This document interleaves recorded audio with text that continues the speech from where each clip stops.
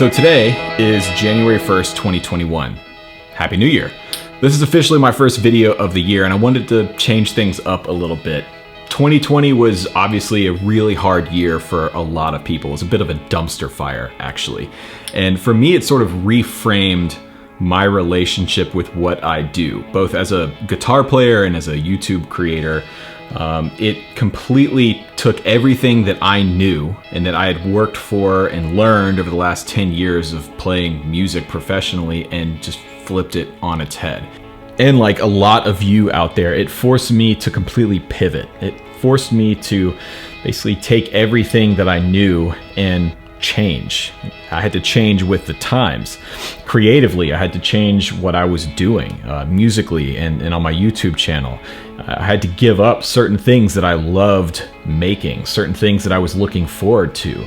I mean, last year I had quite a few really amazing opportunities lined up that just evaporated. And again, this is not unique to me. I know many of you that watch this channel experienced a very similar thing. And to be honest, I count myself very lucky. I mean, compared to a lot of people, I made it through 2020 relatively unscathed, but it left me burned out.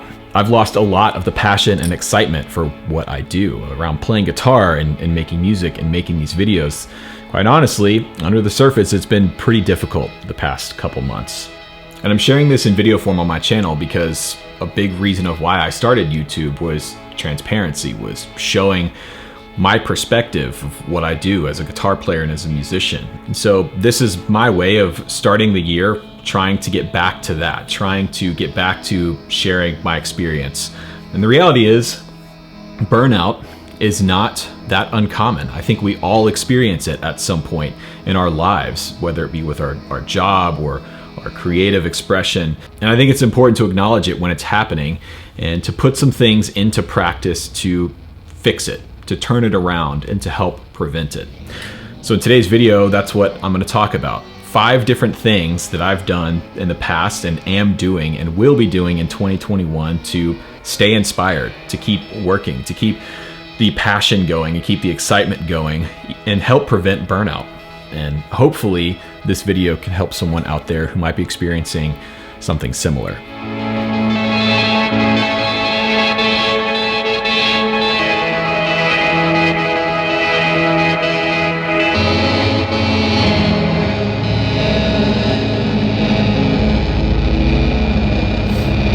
Now, the first thing on the list for me this year, and I'm putting this first because I think this is probably the most important of the 5 things and I want the most people to see it.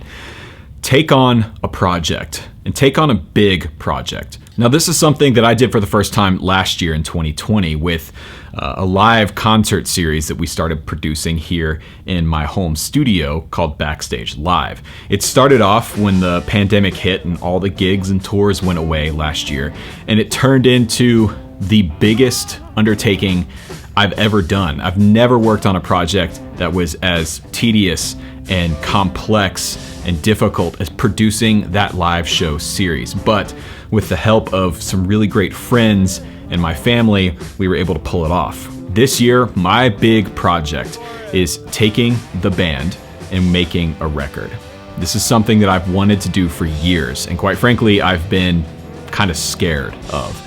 But that's something to look for. So whether it's writing, recording, and producing your first album or EP, or whether it's building a home studio, or whether it's learning something new, pick a project for 2021. Right now, it may be intimidating. Right now, you may be at the very bottom of the mountain looking up at the top and thinking, how am I ever gonna get there? But all you have to do is take the first step. And then after that, take another step. And before you know it, after weeks and months of taking one step at a time, you'll get to the top and you'll accomplish that goal. You'll finish that project and you will have learned so much stuff along the way and stayed inspired and engaged in your art and in your craft. It's the best thing to come out of 2020 for me.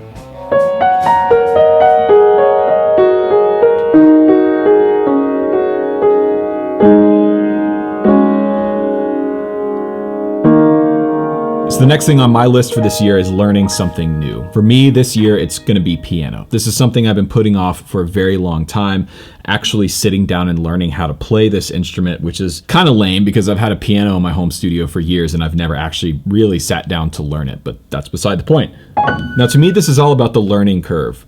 As a guitar player, whenever I've felt the most burned out and uninspired to play my instrument, it's because I've been in a period of lack of growth. That learning curve has been completely flat. A lot of people call that being in a rut. So when you pick up a new skill, you get to experience that rush and that excitement of being in a steep learning curve. You're gaining a lot of knowledge and information and skill for not a lot of time invested. And just feeling that sense of freshness in learning something new is going to inspire you on your main instrument. And it's going to open up opportunities for you to be able to produce and accomplish things that you couldn't do if you didn't learn that new skill set. For me, the reason I want to pick up piano and keys is to make myself better as a producer. I want to be able to write and produce things on piano and Rhodes and organ and synth that I can't currently do because I don't have the skills necessary to pull that stuff off. I think the best way I could think about it is like learning a new language.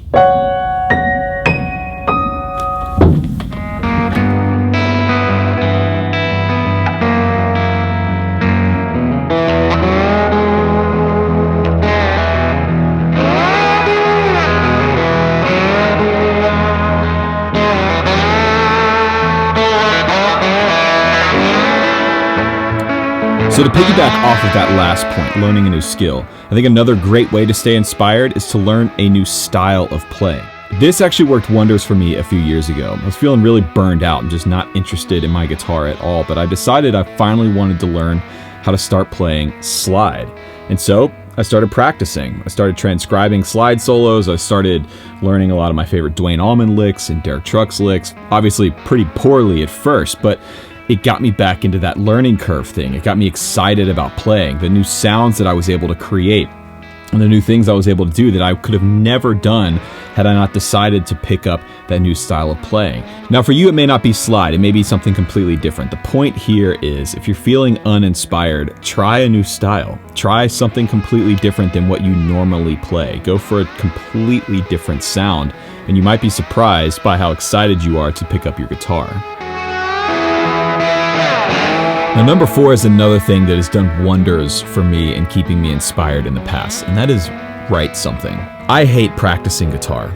I hate it. The idea of sitting down and running scales and working on technical ability and stuff like that, just it really bums me out. And as a result, I never practice. Now, that's just me, and I know that there are plenty of musicians out there that love practicing and they get a sense of accomplishment for it. For me, it doesn't work. But what does work, what keeps me engaged and inspired and wanting to pick up my guitar, is more of the creative process. Writing something, coming up with an idea, or taking inspiration from a song that I heard on Spotify or on the radio or on YouTube and saying like, oh, I wonder if I could do something like that. For years on this YouTube channel, I've been writing little intro tracks for different videos of all sorts as an excuse to exercise that writing muscle, to get those chops together. And sometimes it's a lot harder than others, but at the end of the day, when I'm done and I have a minute-long or 2-minute-long track completed, it gives me a huge sense of accomplishment, and it keeps me inspired. It keeps me engaged in wanting to pick up my guitars and wanting to get better so that I can do a better job of getting those ideas down and playing them. Over the past couple of years, writing has become my guitar practice, and it's been the best thing I've encountered so far. The last tip I have for you this year is stay curious. And that might sound a little cerebral, a little weird, but I'm serious. This has been probably the most important thing, the most key thing for me when it comes to not just staying inspired and staying creative, but kind of how my career has developed over the last 10 years. I'm a naturally curious person. I've always liked figuring out how things work and why things work the way that they do and why people decide to do certain things. It's just part of my nature. And back in 2012, that curiosity led me to start to try and figure out cameras. I wanted to learn a little bit about photography and videography, not for any reason related to my career, not because it was going to make me money or I wanted to become a photographer or videographer or anything. I was just curious. I wanted to know more about it. So that led me to buy this. my first camera ever. It took a couple months of saving, but I was able to do it. I bought a Nikon D5100 and started taking it on the road with me, taking pictures and shooting video.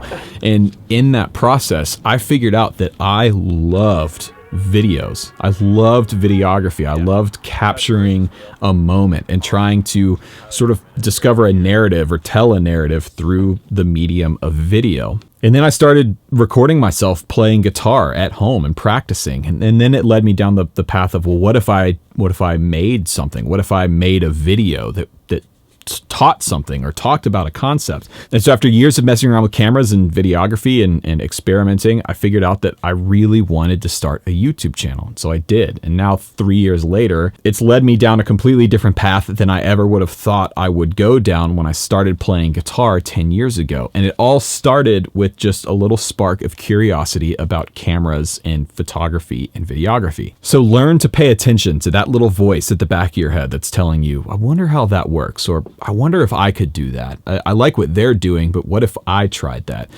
That's a really, really important thing to pay attention to, because while it might start off small, it can lead you down a completely new path and open up a ton of doors that you never would have thought possible had you not gone down that path to begin with. So in 2021, stay curious.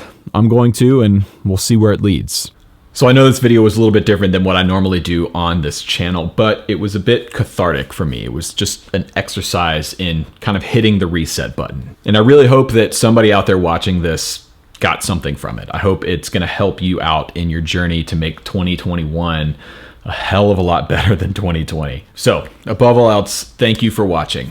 Not just this video, but thank you for watching the channel. Thank you for engaging and following and supporting me and what I do here on YouTube and Instagram. It's pretty mind-blowing, actually, after 3 years of doing this, that there's a community building around this channel, and I really couldn't be happier with the way things are going, even through the burnout, even through the difficult creative times. I wouldn't ask to change any of it. I'm incredibly grateful, incredibly thankful for the privilege and the opportunity to have a channel like this, and to have you guys who watch and support. So from the bottom of my heart, thank you very, very much for watching these videos and everything that you do. So it's a new year. Let's all stay inspired. Let's keep working. Let's do new things. Let's try new things. And I will see you real soon here in another video. Thank you guys so much for watching.